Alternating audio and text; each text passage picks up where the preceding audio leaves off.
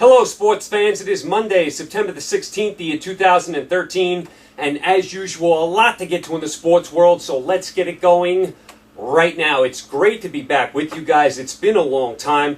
I did take some time off towards the end of the summer, but I was supposed to be back with you guys about 2 weeks ago, and you're probably wondering, where has Mike been? Let me tell you what happened. 2 weeks ago, I went to bed. My allergies were really bothering me. I went to bed, I woke up, and my ears were completely clogged shut. I mean, I couldn't hear from here to there. I was totally deaf, didn't know what was going on. I tried, earwax remover, water remover. I tried all sorts of medicine. I tried, taking a million hot showers with the steam. Nothing worked. Finally called my ear, nose, and throat doctor. Had to wait for an appointment because there was holidays, 3-day weekends, all sorts of stuff. I finally get in there, and what does he tell me? I have impacted wax in both ears, and that the regular over-the-counter, earwax remover is not going to do anything for me, because that was the first thing I thought of. I thought, oh, I had wax in my ears. Let me take this, over-the-counter medicine, and, that'll help me. Didn't do anything. Had to go to the ear, nose, and throat doctor. He had to actually suck the wax out of both ears. I was totally deaf for about 2 weeks. I couldn't hear anything. And on top of it, I got the stomach flu. So not only was I deaf for 2 weeks, I had the stomach flu on top of it. It was a complete mess. 2 of the worst weeks I've ever had in my life. And I'll tell you, this year has been a bad year for me for sickness. Food poisoning, stomach flu, ears clogged, allergies. My allergies are still bad today. Colds, all sorts of stuff going on. I mean, I got 2 young nephews that, young kids, they always bring in germs and stuff. So I have had a record-setting year this year as far as sickness goes. I feel like I've been sick every other month. So these last couple of weeks was a horror show. I could not hear for 2 weeks, and I had the stomach flu, and I had a really bad case of the stomach flu. My whole family had it, but I was so sick and dehydrated, my hands started to shake. I thought I had to go to the emergency room. It was that bad. So I have been in bad shape for 2 weeks. Finally have recovered somewhat. The ears have been cleared up thanks to the ear, nose, and throat doctor. Stomach flu has gone away. Now I still have a little bit of cold and allergies going on, but I can live with that. But this year has been a terrible year for me for sickness. And it's funny, I took the flu shot last year. I didn't get the flu, but I got everything else. And like I said, I have 2 young nephews, and you know how young kids are with germs and stuff. So I set a record this year for being sick. The last 2 weeks, though, I was miserable. I didn't know what was wrong with me. I mean, I could not hear. It was really, really scary. So I'm happy that's all cleared up. Happy to be back with you guys. I do apologize. I've missed about 10 shows. I was supposed to be back with you about 2 weeks ago. We got a lot of catching up to do. What I'm going to do today is I'm going to try and catch up what I missed the last couple of weeks. We'll do a quick overview of what went on the last 2 weeks. I'll touch on things here and there, and we'll try and get back up to date with you guys. And then I'll be with you, the rest of this week, and for the foreseeable future, I'll be with you 5 days a week. So we should be back to normal after today. I'm a little rusty. Bear with me today. It's been an awful couple of weeks.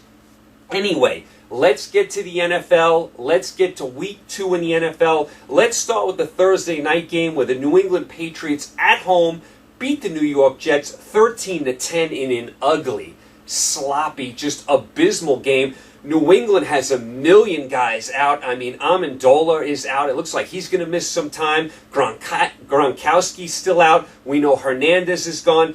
New England has injuries up and down their offensive team. I mean, they have every playmaker out. They could have easily lost this game. We know the Jets are horrible. Geno Smith had 3 interceptions in this game, or else the Jets could have pulled this game out. Jets had 4 turnovers. This was a miserable game. New England lucky to escape in this game, but they do win. So New England goes to 2-0. They beat Buffalo in week 1. They beat the Jets in week 2. So New England's 2-0. Jets are 1-1. They had that big win over Tampa Bay in week 1, where Tampa Bay had that horrible foul pushing Geno Smith out of bounds late. That set up the game-winning field goal there. So the Jets did win week 1. They came back and they played New England tough. And if Geno Smith doesn't turn the ball over, the Jets could have won this game. I don't know about Geno Smith. He's a little shaky. I don't know what to make of him, but he doesn't have much to work with, so we got to give him a break as well. We know Sanchez is probably going to miss the rest of the year as well. So the Jets are 1-1. They beat Tampa, then lose to New England. As far as next week goes, New England is home for Tampa Bay, and the Jets are home for Buffalo. All right, let's get to yesterday's games. Let's go to Atlanta. The Atlanta Falcons at home beat the St. Louis Rams 31-24. Atlanta got off to a really fast start in this game. They're up 24-3 at the half. Yura has the big interception for the run back. You're thinking this game is going to be a complete blowout. Give the Rams credit. They clawed their way back. They got back into the game. They just fell behind, by so many points. They couldn't catch up. So Atlanta wins. They go to 1-1. Remember, Atlanta lost their opener to New Orleans. St. Louis drops to 1-1. St. Louis had that big come-from-behind win against Arizona in week 1, but they do lose here. I think St. Louis has improved, and I think St. Louis is a year away from being a decent team. I don't think they're going to make the playoffs this year, but next year, keep an eye on the Rams. They're starting to build a nice team. Atlanta does get the job yesterday. Matt Ryan with the big day. How good is Julio Jones as a receiver? Tremendous receiver. We'll also keep an eye on Steven Jackson for Atlanta, the running back. He went out with an injury. We'll see if he misses any time. Next week, Atlanta at Miami. Very interesting game. St. Louis at Dallas. Okay, let's go to Buffalo yesterday. Buffalo at home beats the Carolina Panthers 24-23. Buffalo goes to 1-1. Carolina goes to 0-2. Buffalo scores in the last seconds of this game. Manual to Stevie Johnson, who's wide open in the back of the end zone. Be nice if Carolina covered someone there in that spot. Carolina, very bad loss. Carolina should have won this game. Terrible loss by them. Carolina is now 0-2. They lost to Seattle in week 1. Now they lose here. Could be a long year for Carolina and Cam Newton again. Nice win for Buffalo. They go to 1-1. They get a nice come-from-behind win here. They did lose to New England in week 1. They did play competitive ball. We'll keep an eye on Manuel, see if he can develop. He looks like he's got some potential. So Buffalo, like I said, 1-1. Carolina 0-2. Buffalo next week at the Jets. Carolina home for the Giants. Let's go to historic Soldier Field in Chicago yesterday, where the Chicago Bears at home beat the Minnesota Vikings 31-30. Chicago comes from behind and wins again. Chicago, 2 weeks in a row, has done it in nice fashion. They beat Cincinnati last week. They come from behind and beat Minnesota this week. Chicago 2-0. Minnesota 0-2. Very shaky start for Minnesota. Cutler to Bennett at the end of the game to win the game here for Chicago. I don't like Minnesota's defense at all. They've been shredded 2 weeks in a row. Bears, like I said, off to a nice start. Bears beat Cincinnati. Now they beat Minnesota. They're 2-0. Minnesota lost to Detroit last week, and now they lose here to Chicago. Minnesota 0-2. I don't like what I see from Ponder, the quarterback. I'm not sold on him. Don't like what I see from Minnesota's defense either. Chicago next week at Pittsburgh. Minnesota home for Cleveland. Hey, Minnesota, you better beat Cleveland, because if you can't beat Cleveland at home, you're not beating many teams.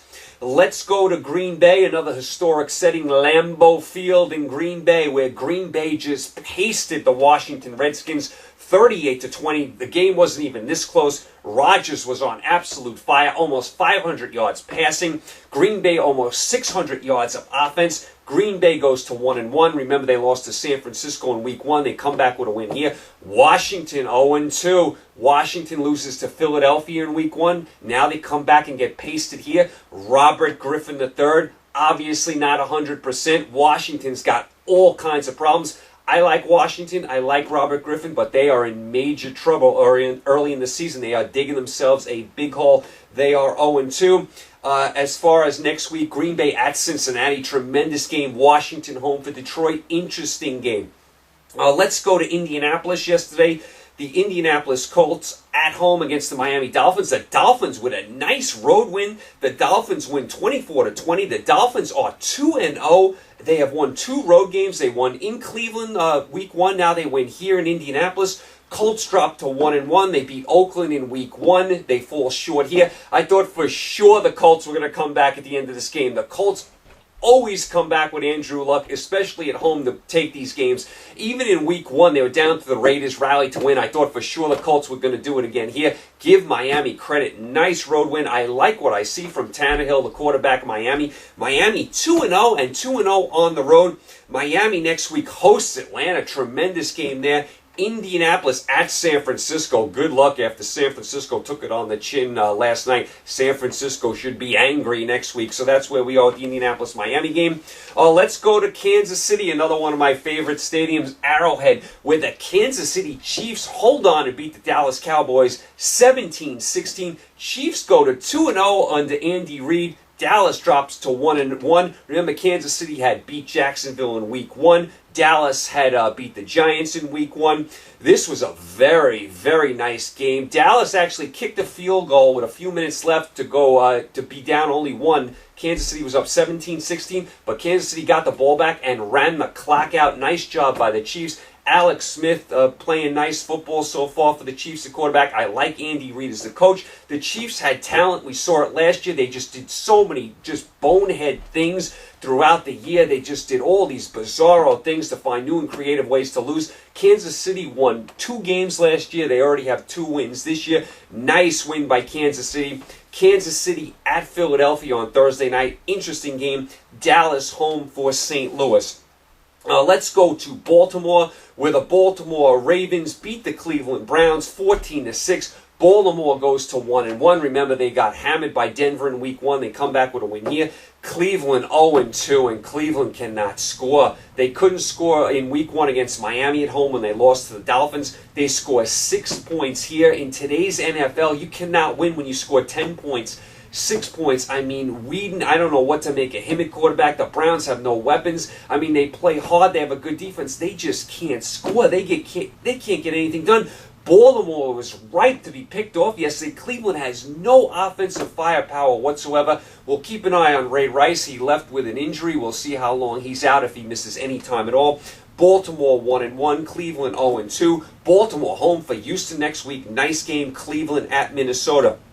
Let's go to Houston, where the Houston Texans beat the Tennessee Titans 30-24 in overtime. Houston goes to 2-0. Tennessee drops to 1-1. Houston, remember, in week 1 had that big come-from-behind win against San Diego. They followed it up with another come-from-behind win here. Tennessee had the big win in Pittsburgh in week 1. Tennessee deserved a better fate in this game against Houston. Tennessee had an 8-point lead late in the game. Houston ties it. They get the touchdown and the 2-point conversion. Houston misses a field goal with no time left in the game. We go to overtime. Houston gets the ball first, and they go right down the field and score. Remember, with the new overtime rule, if you get the ball first and you score a touchdown, the game is over. So Tennessee never touched the ball in overtime.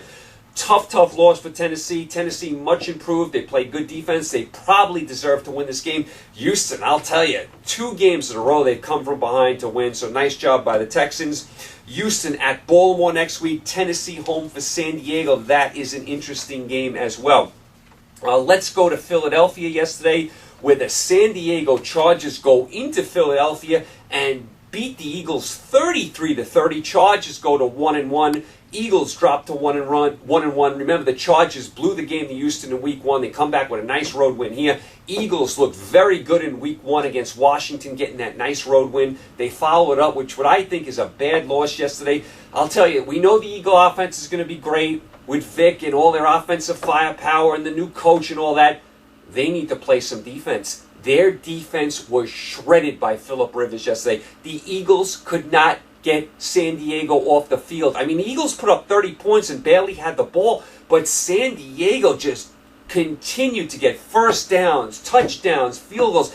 Every time San Diego touched the ball, they basically scored. If San Diego didn't turn the ball over twice in the first half, they would have scored on basically every possession they had. The Eagle defense, very soft. As good as the Eagle offense is, the Eagle defense is that bad. Nice win by San Diego. Philadelphia home for Kansas City on Thursday night. That's a very interesting game. San Diego at Tennessee. That is a very interesting game as well. All right, let's go to Arizona yesterday, where the Arizona Cardinals beat the Detroit Lions 25-21. Both teams are now 1-1. Remember, Detroit beat Minnesota in week 1. They come back with a loss here. Arizona lost to St. Louis in week 1. They could have won that game. They were leading a lot of that game. St. Louis picked them off at the end. Arizona comes back with a nice come-from-behind win here. Palmer played really good. I've been on Palmer in the past, the last few years. He played well here. Nice home win for Arizona. These are the type of games Detroit has to win if they're going to go to the next level. I mean, Detroit was up, what were they, up 21-10 yesterday? You got to find a way to win these games, Detroit. I mean, you got to find a way to win so you can take it to the next level, or else Detroit's going to be nothing more than a mediocre team if they cannot find ways to win these type of games. Nice win by Arizona. Arizona at New Orleans next week, not easy. Detroit at Washington, that is a very interesting game. It's a very big game for Washington. All right, let's go to Tampa Bay yesterday, where the New Orleans Saints kick a field goal with no time left and beat the Tampa Bay Bucks 16-14.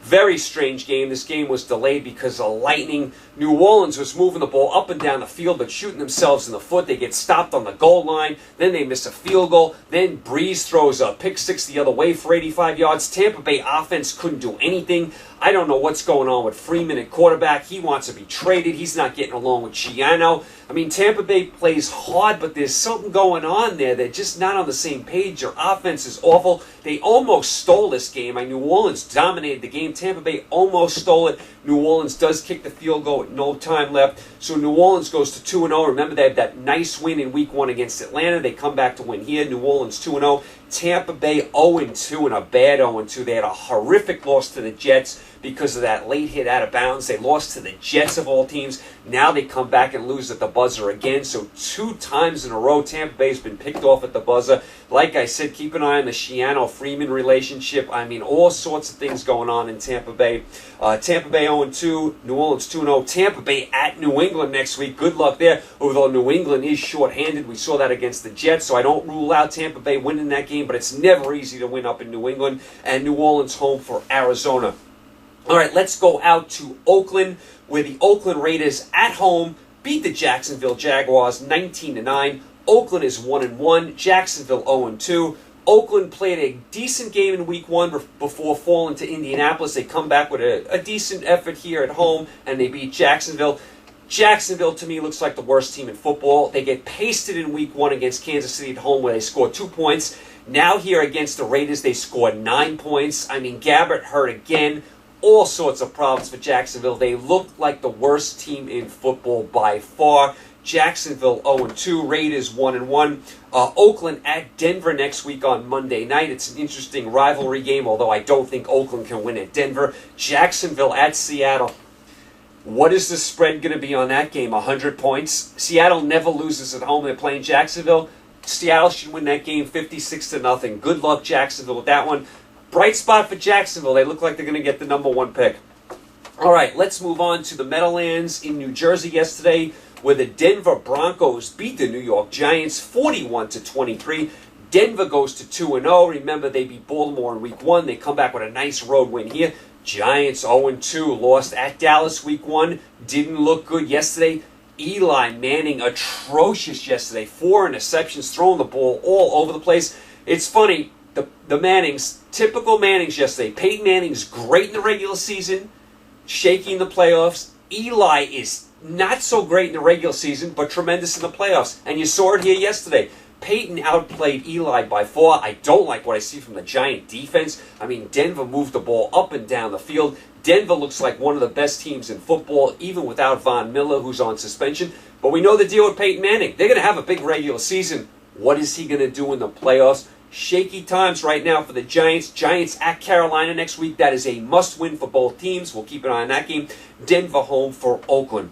All right, off to Seattle we go for the Sunday night game. Seattle at home just bombarded San Francisco 29-3. Seattle goes to 2-0. San Francisco drops to 1-0. Seattle won at Carolina in week 1. They come back and they just laid the wood on San Francisco. Seattle has the best home field in all football. The crowd is tremendous. That stadium, the way it's constructed, holds in the noise. So impressed with the Seahawks last night. I mean, I think San Francisco is one of the best teams in football, and they just got drubbed. Niners 1-1, had the big win against Green Bay at home in week 1. They got just embarrassed last night. Seattle next week home for Jacksonville. They'll be 3-0. San Francisco home for Indianapolis. I would expect them to be angry and take care of the Colts next week. So that was your games from yesterday. Of course, tonight we have Pittsburgh and Cincinnati. Pittsburgh was atrocious last week at home against Tennessee. Cincinnati had a tough loss against Chicago. One other thing I wanted to mention on the Sunday night game, there was a big weather delay in the Sunday night game as well. Another lightning delay. We've had a bunch of lightning delays in these games. You saw it in Tampa Bay yesterday. You saw it in Seattle in week 1. You had it in Denver. A lot of the college games have been, delayed because of lightning. A lot of lightning delays. Also, as far as the Sunday night opening, I don't want to spend too much time on it because it's not important. Faith Hill used to do the Sunday night opening, with the song and all that. I loved the way Faith Hill did the song. They've replaced her with Carrie Underwood. Not that I have anything against Carrie Underwood. I liked Faith Hill's rendition of the song better than Underwood's. That's just my personal feeling. So I miss Faith Hill doing the opening for the Sunday Night Football. So that is your first couple of weeks in the NFL. I tried to catch up with you there. We touched on all the games from yesterday. As far as the college football, let's start with what went on over this past weekend. Number 1 Alabama went into Texas A&M and held off the Aggies 49-42. Nice job by Alabama. They're down 14-0 early in this game. The crowd is going crazy at A&M. Manziel's running around making plays. Alabama, though, came up big. Their offense was tremendous. Alabama's defense wasn't great in this game. Alabama's offense was tremendous. Nice win by Alabama. Nice road win. They beat A&M 49-42. Also, I watched a little bit of this game. UCLA went into Nebraska and beat Nebraska. And Nebraska had UCLA down early. I think it was like 21-3. Nebraska was winning early in this game. And UCLA just ran over them in the second half. Nice job by UCLA. I like what the coach is doing out there in UCLA. And remember, UCLA just had a tragedy this last week. They lost one of their wide receivers to a car accident, so their hearts were heavy. They played some inspired football in the second half, and they just laid it on Nebraska in the second half. And you don't see Nebraska taking that big of a beating at home often. So nice job by UCLA. What's going on with Texas? Ole Miss goes into Austin and beats Texas. Texas now has 2 losses. What's going on with the Longhorns? BYU just bombs Texas the week before, and now Ole Miss goes into Austin and beats Texas. I'll tell you, Mac Brown's job has to be in danger. I know they've come out and supported Mac Brown. I like Mac Brown. He's got a national title. They won one with Vince Young. I like Mac Brown, but his days may be over in Texas. I mean, this is Texas. You can't lose at home to Ole Miss. You can't get bombed by BYU. You know the resources the University of Texas has? You know the recruiting base they have? Everyone in Texas plays high school football. How in the world can they be this bad? And Texas A&M has actually jumped ahead of them. Texas A&M right now is a better program than Texas. So Texas, danger time for them. Mac Brown's job has to be in danger, so we'll keep an eye on the Longhorns. They are playing absolutely lousy football. Ole Miss, much improved this year. Also, I caught some of the Arizona State-Wisconsin game where Arizona State at home beat Wisconsin by 2. What in the world is going on at the end of this game? Clock is running out with a few seconds left. Wisconsin has the ball. They're in field goal range with a potential game-winning kick. The Wisconsin quarterback puts the ball on the ground. The clock's still running. Arizona State's diving on the ball. The refs are having a hard time marking the ball. Meanwhile, the clock's still running. The clock runs out. Wisconsin doesn't even have a chance to spike the ball and set up the field goal. Just a complete mess. They're now saying the officials may have made a mistake. I don't know what was going on at the end of this game. Here's what I do know. You won't have a worse loss in college football than Wisconsin had. You are down deep in Arizona State territory, and you're down 2 with a chance to win the game, and you can't even get a playoff. I mean, just a terrible job all the way around by the officials, by Wisconsin, by everyone involved in this game. Awful, awful loss by Wisconsin. I'm sure the officials are going to take some of the blame, but I didn't like the way Wisconsin handled this at all. I mean, the Wisconsin quarterback, instead of spiking the ball, he places it, down because he wanted to get it in the middle of the field. Wisconsin, no sense of urgency, rushing up to the line. The clock's running. Refs don't know what's going on. Arizona State's diving on the ball, thinking it's a fumble. Awful, awful loss by Wisconsin. You won't have a worse loss. If you want to see that, go check it out on replay. I'm sure you can find it somewhere on YouTube or something. You won't see a worse loss in college football than Wisconsin suffered this week. Arizona State escapes. They have a big game at Stanford on the farm this weekend. Also, speaking of escaping, Michigan at home hangs on and beats Akron. Yes, Akron. 28-24. Akron coached by Terry Bowden. That's the son of Bobby Bowden. Akron hasn't won a road game in about 5 years. They had Michigan beat. With time running out, Akron had the ball 3rd and a half yard from the 1 yard line to get the first down. They needed a yard to get a touchdown and win the game. What do? They run a pitch play on 3rd down. They lose yardage. That's a terrible play. Then the last play in the end zone is incomplete. I didn't like the play calling at all by Akron. Why would you run a pitch wide there? You need a half yard for a first down, a yard for a touchdown, and you're running a pitch play wide. Why? Why would you do that? I mean, just ruin the whole drive, and Michigan hangs on. Michigan escaped in this game, and Michigan had a nice win over Notre Dame the week before. They were obviously in hangover mode. Michigan deserved to lose this game. Akron outplayed them, should have won. Michigan escaped, so I did watch some of that. As far as the first couple of weeks in college football, some of the games I missed from weeks 1 and 2, Clemson in week 1 at home beat Georgia in a fabulous game. What an environment in Clemson.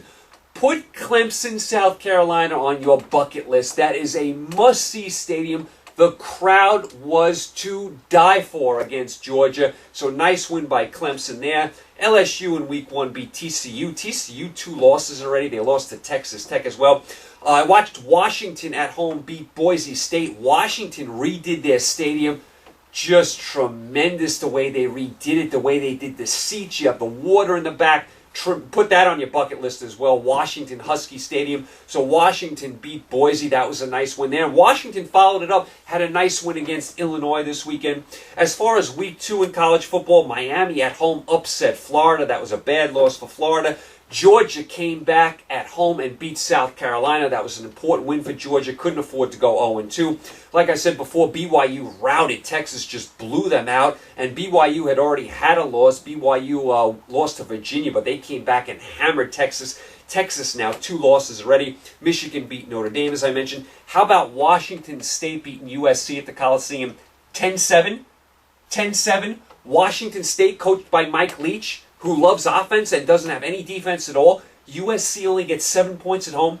I'll tell you, Kiffin's days are numbered at USC, and here's why. First of all, you can't lose at home 10-7 to Washington State if you're USC. You just can't do it. So here's another problem, though. The athletic director, Pat Hayden, for USC, did not hire Kiffin. And you know these athletic directors want to get their own guys in there. He got the job, and Kiffin was already coach. So Kiffin's days are numbered as far as I see. I mean, when you lose at home to Washington State and you're USC, you're in trouble. So that was an awful loss by USC. USC did beat Boston College this week, but come on, Boston College is not a good team. We'll keep an eye on Kiffin and USC. Okay, so that was your football the last couple weeks. As far as your Major League Baseball, here's where we stand right now. Here's the teams that would be in the playoffs right now. Boston, Detroit, and Oakland in the American League are your division leaders. Texas and Tampa are hanging on to that last wild card spot. The Indians are very close. What are the Indians, like a half a game out? I mean, the Indians, what a job by Terry Francona. I mean, what a job by him. We know he's a good manager. Won 2 World Series with the Red Sox. I don't think the Red Sox should have ever fired him. They did. He is doing a tremendous job with the Indians. Indians are right on Tampa Bay and Texas's heels. Yankees can't get out of their own way with these injuries. Now Gardner and Soriano are hurt. The Yankees are not out of it, but they just have too many injuries. Baltimore's still hanging around as well. As far as your National League, you have Atlanta, St. Louis, the Dodgers. Pittsburgh and Cincinnati would be your wildcard teams. Washington's making a move, but I think it's too little too late. Washington's about 4.5 games out. I think they're going to run out of time. We were waiting for Washington to make a move. They've just done it too late. Where was this performance the whole season? We expected a big year from Washington. They're finally playing well, but it's probably too little too late. I did catch some boxing over the weekend. Oh, brother. Mayweather basically shut out Alvarez. I mean, I had hopes for this fight. I thought Mayweather would win. I picked him to win, but I had it an absolute shutout. I thought it was 12 rounds to 0. I mean, one of the Mayweather won on a majority decision. For some reason, one of the judges had it a draw. What is that judge thinking? This is the same judge that had Bradley beating Pacquiao. That judge should be looked into and suspended. You can't have these bad of scoring. There was no way in the world that fight was a draw, and there's no way Bradley beat Pacquiao. That judge, I don't know what in the world they're watching. So Mayweather wins. I mean, I had it 12 rounds to 0. I couldn't find a round for Alvarez. This was a complete shutout. It's another boring pay-per-view. I mean, the undercard was decent. You had a good fight, Garcia-Matisse, which we'll get to in a second. But the main event comes up short again. You can't have a main event in a $64 pay-per-view go 12 rounds to 0. The last two Mayweather fights against Alvarez and Guerrero, he hasn't lost a round. He hasn't lost a round. There's no excitement here. And here's another thing. He's got no opponents left. Who's he going to fight? Who's Mayweather going to fight? There's no one left. I mean, so another terrible, terrible main event for the pay-per-view. Mayweather wins 12 rounds to nothing. Alvarez totally looked green, looked lost in this fight. So Mayweather wins comfortably. I don't know who he's going to fight in the future. There's no opponents for him.